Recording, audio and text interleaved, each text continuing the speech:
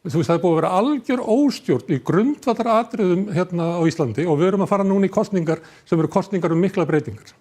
Og ég hvet fólk til þess að kjósa þá sem flokka sem að standa fyrir breytingum og líka flokka sem hafa sýnt að þeir geta staðið fyrir breytingum eins og Sósíalistaflokkurinn hefur til dæmis gert í verkalýðsbaráttu, eins og þú nefndir hérna fjölmiðla áðan sem við höfum gert.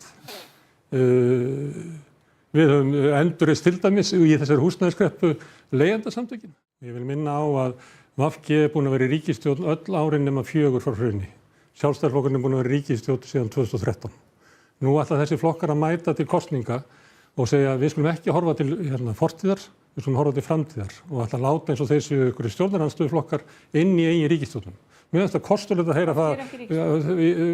Áslaug Arna var að tala fulltrúi flokks sem var í ríkisstjórn. Við erum ekki í ríkisstjórn, það er alveg ljóst. Það er ekki í starfsstjórninni. Já, við erum ekki í ríkisstjórn, ef einhver hefur, veit ekki hvernig VG hætti í ríkisstjórn og hættu í ríkisstjórn fyrir einhverjum vikur síðan.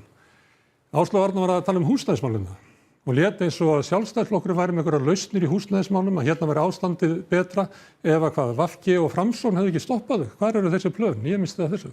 Það er búið að vera húsnæðiskrepp á Íslandi síðan alveg lágmarki síðan 2011. Meðan að þessi flokkar eru í ríkisstjórn. Húsnæðiskreppa sem hefur skaðað líf margra, sérstaklega þeirra sem eru með lágar tekjur, ungs fólks og grafið undan efnahagsöryggi á Íslandi. Þetta hefur sprengt upp húsnæðisverð sem hefur aukið verðbólgu, sem hefur hækkað vexti og valdið almenningi stórkostlegum skaða. Hvað hafa þessi flokkar gert til þess að mæta þessu? Ekki neitt. Þeir buðu fólki frá Úkraínu og ekki ætla ég að mótmæla því að það hefur verið rausnarlega gert. 5.000 mann sem að komu, byggðu þeir eina íbúð, ekki eina einustu íbúð. Þannig það var eins og að þau voru bara að bjóða fólki mat og þau keyptu ekki svona í matinn.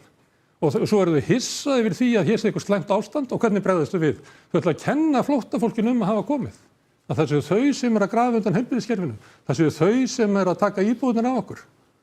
Þú veist, það er búið að vera algjör óstjórn í grundvallaratriðum hérna á Íslandi og við erum að fara núna í kosningar sem eru kosningar mikla breytingar. Og ég hvet fólk til þess að kjósa þá sem flokka sem að standa fyrir breytingum og líka flokka sem hafa sýnt að þeir geta staðið fyrir breytingum eins og Sósíalistaflokkurinn hefur til dæmis gert í verkalýðsbaráttu, eins og þú nefndir hérna fjölmiðla áðan sem við höfum gert. Við höfum endurreist til dæmis í þessari húsnæðiskreppu leigjendasamtökin, byggðum þau upp, að allt í einu fengu leigjendur rödd.